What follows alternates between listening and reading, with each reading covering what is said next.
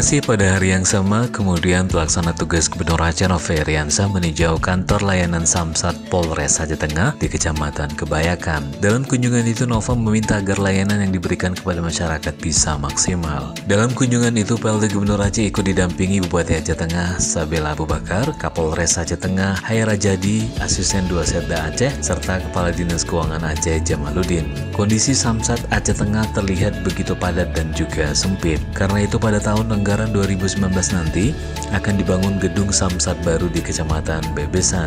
Gedung itu direncanakan dibangun di lahan seluas 4.770 meter dan PLT Gubernur Aceh bersama rombongan kemudian meninjau langsung lahan tersebut. Nova Iriansyah menyebutkan selain meningkatkan sarana pembangunan di tahun depan, kualitas sumber daya manusia juga akan ditingkatkan. Dengan demikian, waktu tunggu masyarakat saat pengurusan di Samsat dapat menjadi lebih singkat.